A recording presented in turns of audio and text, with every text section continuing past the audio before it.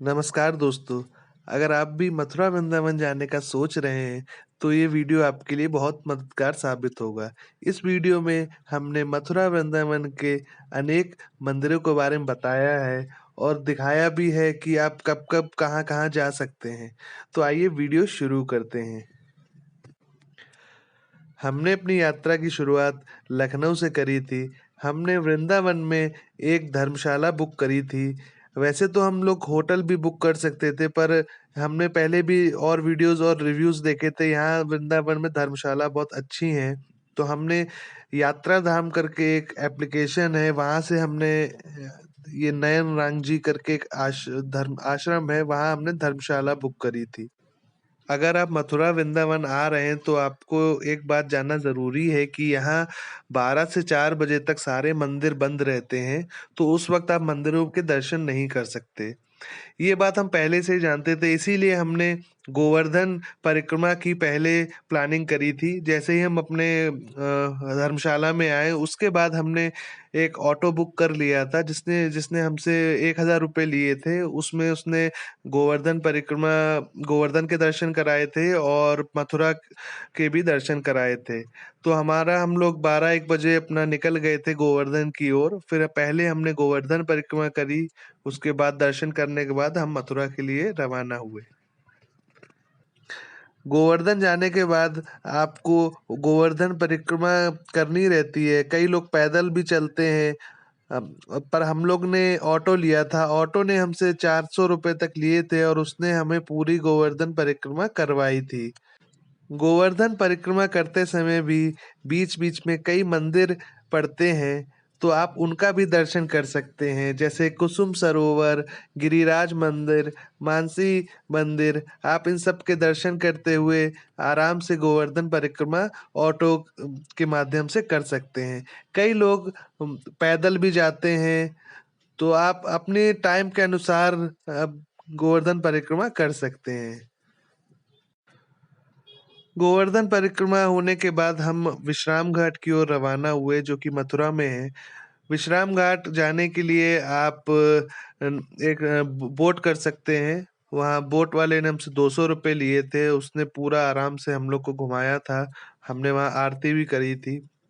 विश्राम घाट में दर्शन करने के बाद पीछे की तरफ वहाँ द्वारकाधीश मंदिर है, जो कि बहुत ही विख्यात मंदिर है मथुरा का। तो वहाँ हम लोग गए थे।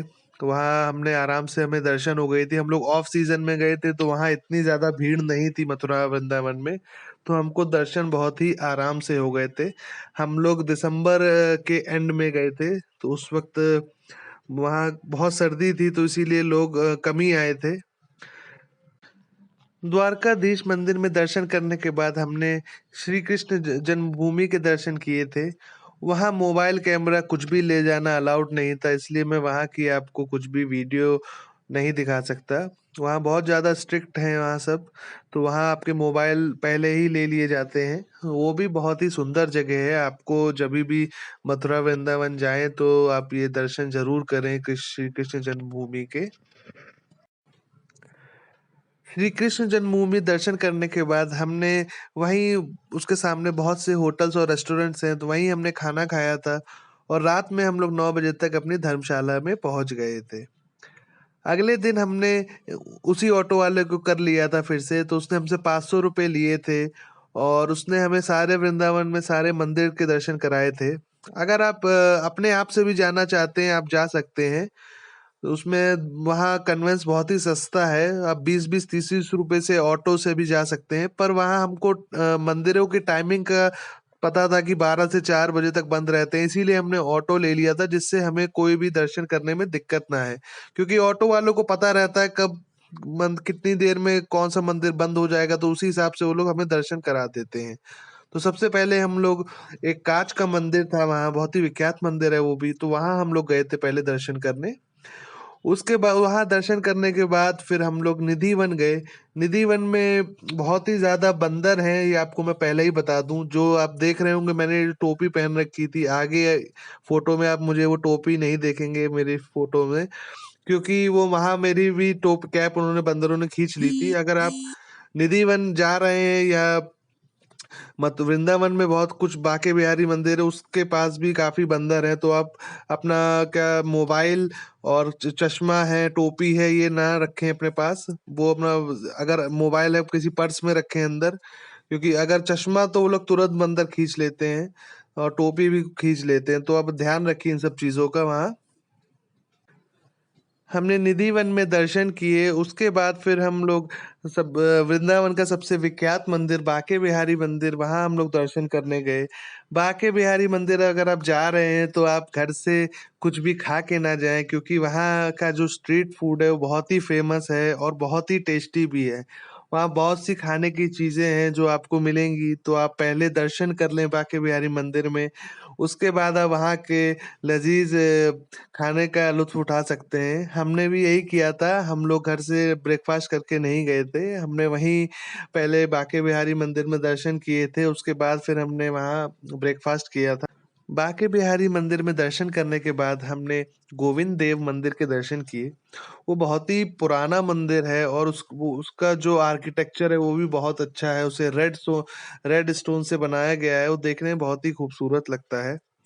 गोविंद देव मंदिर के बगल में ही श्री रंगनाथ जी टेम्पल है, वहाँ भी हमने दर्शन किए। वहाँ हमें थोड़ा वेट करना पड़ा था, क्योंकि मंदिर में आरती चल रही थी और भगवान जी को भोग भी चढ़ाया जा रहा था। तो फिर वहाँ हमने कुछ देर वेट किया, उसके बाद हमने वहाँ के भी दर्शन किए। उस मंदिर में दर्शन करने के बाद हमने वृंदावन का एक और विख्यात मंदिर है पागल बाबा मंदिर, वहाँ हमने दर्शन किए। वो भी बहुत ही सुंदर मंदिर बनाया है, आप वहाँ ज़रूर जाएँ। इसके साथ ही हमारे पास उतना टाइम नहीं था, वैसे और भी बहुत से मंदिर हैं वहाँ वृंदावन में। वैष्णो देवी मंदिर है, उन सब का टाइमिंग भी 12 से 4 बजे तक बंद रहता है, तो हम ना वहाँ नहीं जा पाए थे। पर अगर आप जाने का प्लान बना रहे हैं तो आप वहाँ भी जा सकते हैं। तो उसके बाद हम अपनी धर्मशाला में आ गए थे 12 साढ़े 12 बजे के बाद, फिर हमने अपना लंच वंच करके आ गए थे। फिर शाम को हम लोग वृंदावन में ही और भी 2-3 मंदिर हैं जिस जहाँ आप शाम को जा सकते हैं।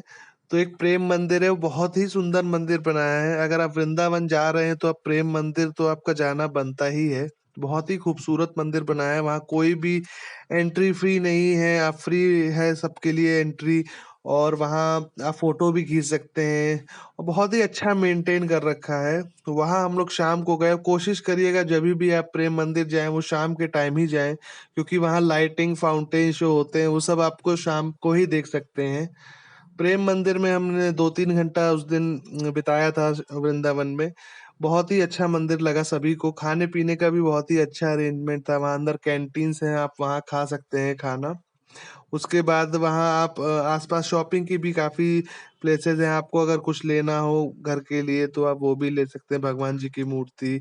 और हाँ, बांके बिहारी मंदिर वाले एरिया में भी बहुत सारी शॉपिंग की चीज़ें हैं, आप लड्डू गोपाल जी के लिए अपने कपड़े ले सकते हैं, बहुत सारे आप सामान खरीद सकते हैं। तो हम लोग ने भी काफ़ी शॉपिंग करी थी, बहुत ही अच्छा प्लेस था शॉपिंग के लिए और ज़्यादा महँगा भी नहीं था, रीज़नेबल था काफ़ी सब कुछ वहाँ। तो प्रेम मंदिर में हमने दर्शन किया था, वहाँ इस्कॉन टेम्पल भी है। इस्कॉन टेम्पल हम पहले भी देख चुके थे, तो हमारे पास टाइम भी कम था, तो हम वहाँ नहीं जा पाए थे। अगर आप इस्कॉन टेम्पल देखना चाहते हैं, तो वो भी प्रेम मंदिर के पास ही है, तो आप आराम से इस्कॉन टेम्पल भी जा सकते हैं। तो ये इन 2 दिनों में हमने अपने वृंदावन, मथुरा की ज़्यादातर सब जगह घूम ली थी। तीसरे दिन हमको हमारी रात की ट्रेन थी, तो हमारे पास टाइम था, तो उसके बाद हम लोग वृंदावन से मथुरा में हमने एक होटल लिया था, वहाँ हम लोग चले गए थे। उसके बाद हमारे पास टाइम था, तो हम लोग ने गोकुल में दर्शन किए थे, गोकुल धाम है, वहाँ गए थे हम। वो भी बहुत ही अच्छी जगह थी।